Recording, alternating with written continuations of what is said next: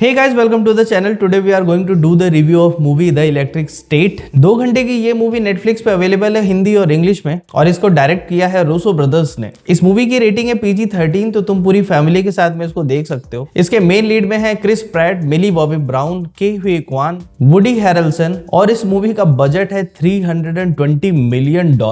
ये movie Simon Stallone के इसी नाम के नॉवेल पे लूजली बेस्ड है, और उस नॉवेल के राइट्स रूसो ब्रदर्स ने पहले ही एक्वायर कर लिए थे, इससे पहले कि वो नॉवेल रिलीज होता। क्या 2 घंटे की मूवी हेट करने के लायक है या नहीं, इस बारे में बात करेंगे इस वीडियो में। सबसे पहले बात करते हैं इस मूवी की कहानी की बिना किसी स्पॉइलर के। इस मूवी की कहानी में हमको एक ऐसा रेट्रो फ्यूचरिस्टिक वर्ल्ड दिखाया गया है जिसमें रोबोट्स हैं और ह्यूमंस हैं। रोबोट्स के पास आर्टिफिशियल इंटेलिजेंस है, वो सोच सकते हैं, और एक दिन उनको याद आता है कि भाई हमारे भी अधिकार है और हमें हमारे अधिकार चाहिए। इस चक्कर में इंसानों से उनकी हो जाती है झड़प, और उनको फिर किनारे कर दिया जाता है, यानी ह्यूमन पॉपुलेशन से अलग रहने को कह दिया जाता है। इस मूवी के मेन लीड में हमको मिली बॉबी ब्राउन का कैरेक्टर देखने को मिलता है, और उसका भाई जो है वो कहीं खो गया है, और उसका भाई किसी रोबोट के थ्रू उससे कनेक्ट होने की कोशिश कर रहा है। Does it sound familiar? शायद तुमको स्ट्रेंजर थिंग्स सीजन 1 की याद आ रही होगी। तो इसके बाद मिली खोजने निकल पड़ती है अपने भाई को उस रोबोट के साथ में। क्या वो अपने भाई से मिल पाती है या नहीं, क्या अपने भाई को बचा पाती है या नहीं, और ये इंसानों और रोबोट्स के बीच का झगड़ा जो है वो खत्म होता है या नहीं, यही है मूवी की कहानी। इसका टीजर और ट्रेलर देखने के बाद लोगों की एक्सपेक्टेशन इस मूवी से बहुत ज्यादा नहीं थी, हालांकि मैं फिर भी पॉजिटिव था इस मूवी को लेकर के, क्योंकि रूसो ब्रदर्स का नाम जुड़ा हुआ था। लेकिन $320 मिलियन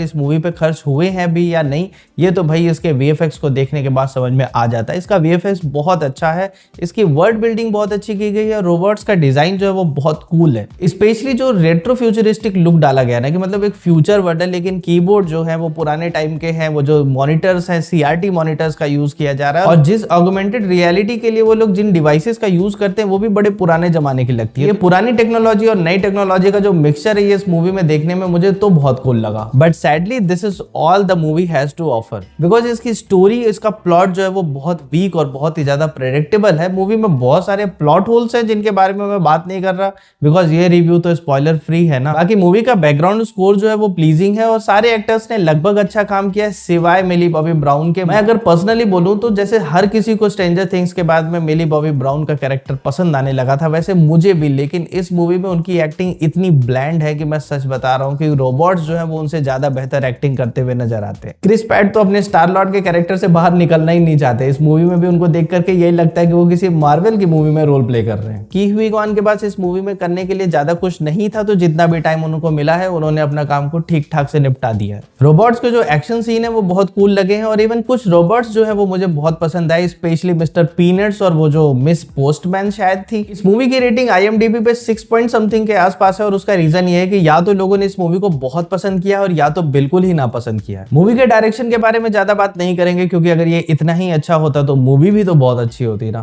तो ओवरऑल इस मूवी को लेकर के मेरा फाइनल वर्डिक्ट ये है कि अगर तुम्हारी दोपहर जो है वो खाली जा रही है और तुम्हारे घर पे तुम्हारे कजिन्स आए हुए हैं फेस्टिवल्स के सीजन में, या फिर तुमको अपने सिबलिंग्स को कोई मूवी दिखाना है अपने साथ में बिठा करके, तो तुम इनको ये मूवी जरूर दिखा सकते हो, क्योंकि मुझको लगता है कि इस मूवी को टारगेट किया गया है लगभग 8 साल से 15 साल के बच्चों के लिए। बाकी अगर अपने तुम भाई बहन के साथ में ये मूवी देखोगे तो तुम इस मूवी के 3-4 सीन्स को मिस भी कर जाओगे तो भी तुम्हें कोई फर्क नहीं पड़ेगा। वो इस मूवी को बहुत एंजॉय करने वाले हैं, ये तो श्योर है। इस मूवी को मैं रेट करूंगा 2.5 स्टार्स आउट ऑफ 5, और ये 2.5 भी मैं जेनरस होकर के दे रहा हूं, बिकॉज रोबोट मुझको बहुत पसंद आया इस मूवी में। बाकी इस रिव्यू में इतना ही। अगला रिव्यू जो है वो एडोलेसेंस वेब सीरीज का है। बहुत लंबे टाइम के बाद में मैंने कोई वेब सीरीज देखी है, क्योंकि मैं बहुत हाइप्ड अप था इस वेब सीरीज के लिए। तो वो रिव्यू देखने के लिए तो तुमको चैनल सब्सक्राइब करना पड़ेगा, तो चैनल सब्सक्राइब करो। मिलते हैं अगले वीडियो में। Thank you so much, bye bye.